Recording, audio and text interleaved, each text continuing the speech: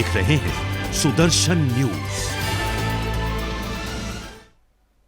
नमस्कार, मैं हूं पूजा सिंह। आप देख रहे हैं सुदर्शन न्यूज और ये है यूपी विशेष खबर। मुरादाबाद से सबसे पहले, जहां विधानसभा चुनाव में कुछ ही समय बाकी बचा है, ऐसे में सभी पार्टियां वोटर्स को रिझाने में लगी हैं। वहीं परमेश्वर लाल सैनी ने सपा पर निशाना साधा। हमारे संवाददाता ने इस मुद्दे को लेकर उनसे बातचीत की। उन्होंने क्या कुछ कहा, आइए आपको सुनवाते हैं। मैं मौजूद है मुरादाबाद जनपद की तहसील बिलारी में।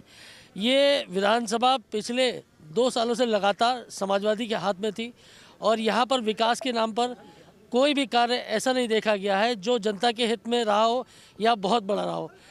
ग्राउंड सर्वे हमने जब किया तो यहाँ पर जनता ने आरोप लगाया कि विधायक ने हमारे लिए कुछ भी नहीं किया। अब इसी क्रम में हम भाजपा प्रत्याशी बिलारी विधानसभा से परमेश्वर लाल सैनी जी है, आज उनसे हम मिलते हैं कि आपकी क्या क्षेत्र के लिए विकास की योजनाएं रहेंगी और किस ग्राउंड लेवल पर आप यहाँ पर लड़ने जा रहे हैं चुनाव।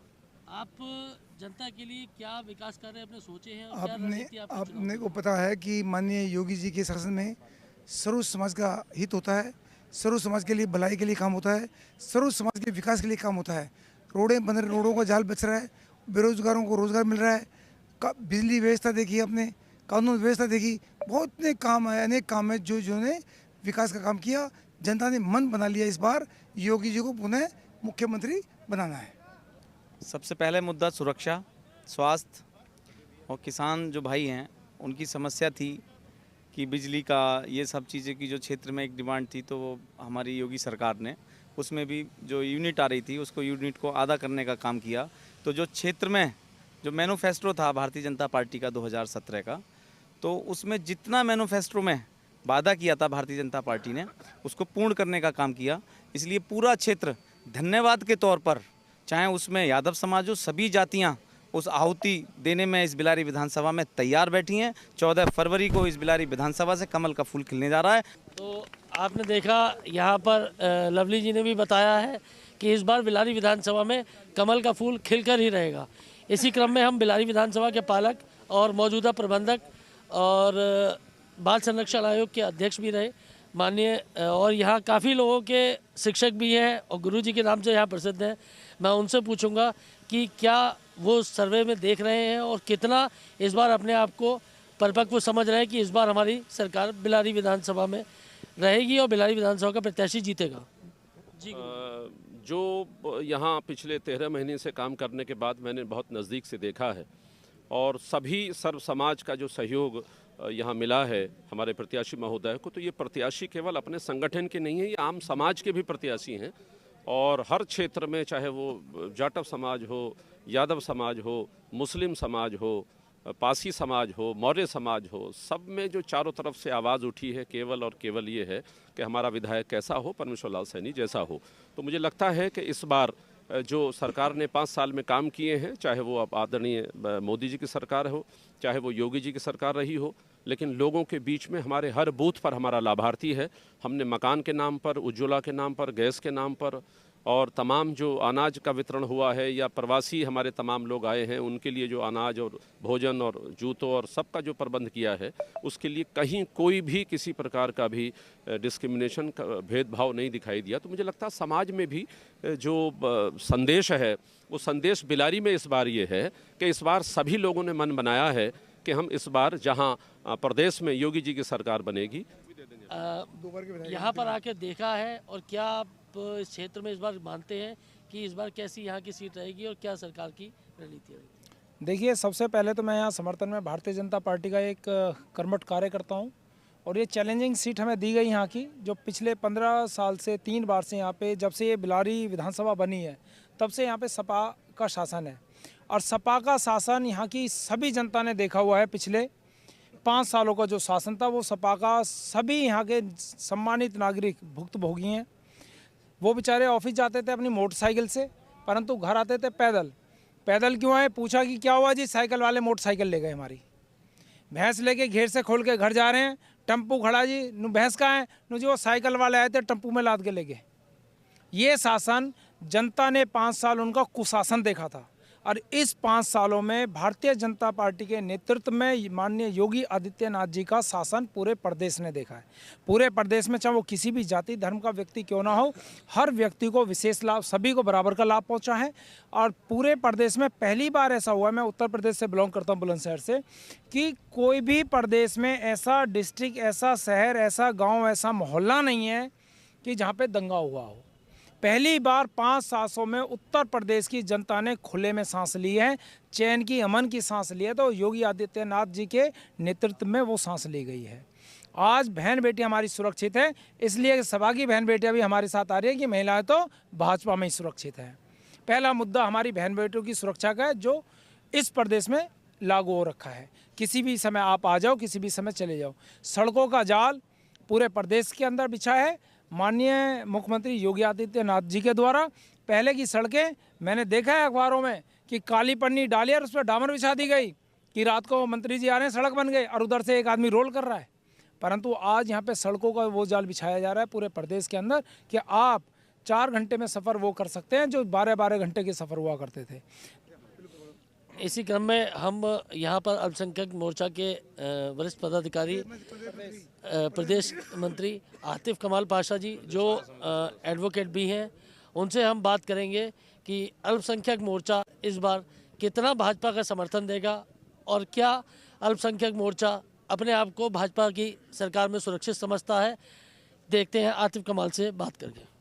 जी आतिफ भाई, देखिए, अल्पसंख्यक समाज जो है हमारे उत्तर प्रदेश के आदरणीय मुख्यमंत्री माननीय योगी आदित्यनाथ जी की जो नीतियाँ थी, सबका साथ, सबका विकास, सबका सम्मान, उससे प्रभावित होकर पूरी तरीके से अल्पसंख्यक समाज जो है उसने अब ये मन बना लिया है कि जो ये ताकतें थीं, जो मुसलमानों को बरगलाती थी, मुसलमानों के वोट का ठेकेदारी करती थी और बाद में उनका शोषण करती थी, उन्हें पब्लिक बिल्कुल निकाल चुकी है मुस्लिम समाज। और इस बार बिलारी विधानसभा क्षेत्र ही नहीं, पूरे उत्तर प्रदेश से भारी तादाद में मुसलमान भारतीय जनता पार्टी के समर्थन में उतर चुका है, भारी मात्रा में वोट करने जा रहा है। क्योंकि हमारी प्रदेश की सरकार ने फ्री राशन लॉकडाउन के समय में दिया और नई उड़ान योजना के अंतर्गत मुस्लिम जो बच्चे हैं हमारे, उन्हें पढ़ने के लिए 25 लाख रुपए तक का लोन हमारी सरकार ने उपलब्ध कराया। और आयुष्मान कार्ड की जो सरकार ने योजना लेकर आए हैं वो हिंदू मुसलमान सभी के लिए दी गई है। सबका साथ, सबका विकास, सबका सम्मान हमारी सरकार ने किया है। और मुसलमान एक ऐसी कौम है जिसका खाती है, उसके साथ गद्दारी कभी नहीं करती है। वफादारी करेगी बिलारी की जनता इस बार। और अब यहाँ से बिलारी विधानसभा क्षेत्र से हमारे हरदिल अजीज प्रत्याशी परमेश्वर लाल सैनी जी के साथ मुस्लिम समाज का समर्थन पूरी तरीके से है और मुस्लिम समाज का भारी मात्रा में वोट मिलने जा रहा है। इस बार बिलारी विधानसभा की जनता एक इतिहास रचने जा रही है। जो अपने आप को सेकुलर बताने का ढोंग करते हैं, जो ठेकेदार बने घूमते हैं, उनका मुँह पे तमाचा लगाने का काम जनता इस बार करने जा रही है। बहुत सुंदर। आतिफ भाई ने हमसे बात करी और हमें बताया अल्पसंख्यक मोर्चा इस बार मन बना चुका है और मुस्लिम समाज भी इस बार पूरी तरह मन बना चुका है कि बिलारी विधानसभा में भाजपा के प्रत्याशी को जिताना है और कमल का फूल ही इस प्रत्याशी के साथ बिलारी विधानसभा में लाना है। सुमित टंडन, सुदर्शन न्यूज़, मुरादाबाद। और अब खबर यूपी के चंदौली से है, जहां चोरों ने देर रात इंडियन बैंक की शाखा को निशाना बनाया और बैंक परिसर के पीछे लगी खिड़की तोड़कर चोरों ने 39 निजी लॉकर्स को काटकर उसमें रखे करोड़ों की संपत्ति पर हाथ साफ किया। घटना की जानकारी उस वक्त मिली जब बैंक अधिकारी वहां पहुंचे। उधर बैंक के अधिकारी लॉकर से चोरी किए गए सामान के आकलन में देर तक जुटे रहे। पुलिस ने फिलहाल जांच की दृष्टि से बैंक को सील किया है। पुलिस की माने तो बैंक का कैश लॉकर सुरक्षित है, जबकि आभूषण रखने वाले लॉकर्स को निशाना बनाया गया है।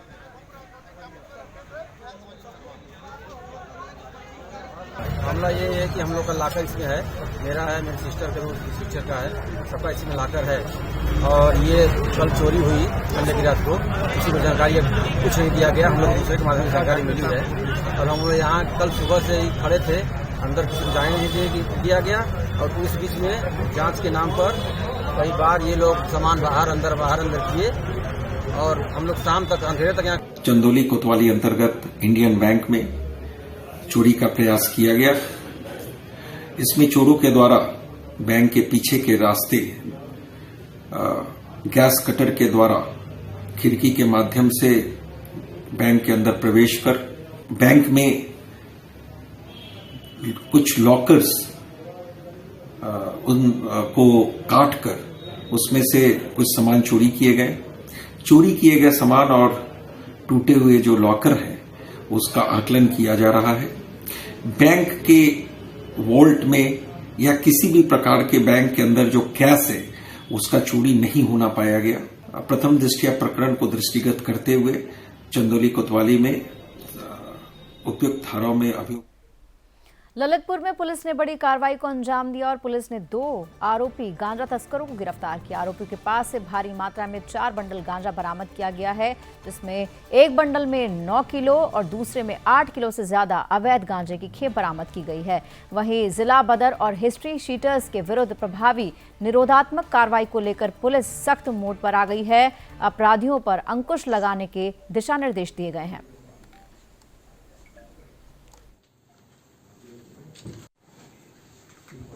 प्रदेश में आदर्श आचार संहिता लगी हुई है और इसी क्रम में 2 तारीख को यानी कि आज सुबह करीब 8:30 बजे टीकमगढ़ से बांदपुर आने वाली रोड पे जो हमारा पुलिस का बैरियर है वहाँ पर चेकिंग के दौरान 2 व्यक्ति करीब 8 और 9 किलो गांजे के साथ उनकी गिरफ्तारी हुई है। इसमें अनिल और गोविंद दास नाम के 2 व्यक्ति हैं।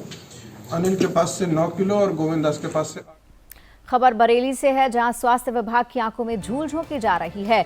बिना वैक्सीन के 15,000 रुपए में ही सर्टिफिकेट बनाए जा रहे हैं, जिन्हें बनाने का काम कोई और नहीं बल्कि खुद स्वास्थ्य केंद्र में तैनात लोग साइबर कैफे की आड़ में अंजाम दे रहे हैं और कैफे संचालक द्वारा आपसी वित्त साठगांठ के शासन आदेश की धज्जियां उड़ाई जा रही हैं। इस संदर्भ में डिप्टी सीएमओ हरपाल सिंह से बात की तो उन्होंने बताया कि मामला हमारे संज्ञान में मीडिया के माध्यम से आया और कोई भी ऐसा कृत्य करता पाया गया तो उसके खिलाफ कड़ी कार्रवाई होगी।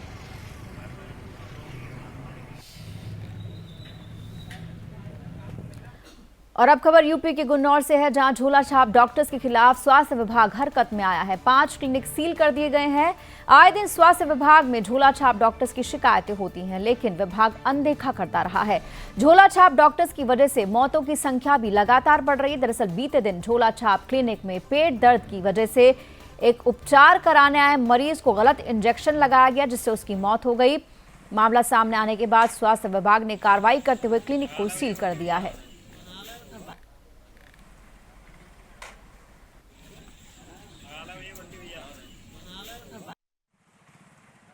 सभी क्षेत्रवासियों से मैं ये कहना चाहूँगा, संबल जिले के जितने भी लोग हैं, हमारी जनता है, किसी भी अनावश्यक रूप से किसी भी झोला छाप के पास वो ना जाए।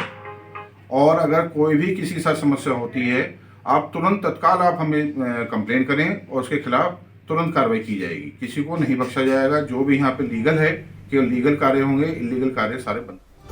और यूपी विशेष में फिलहाल के लिए इतना ही। मुझे दीजिए आज्ञा। जय हिंद।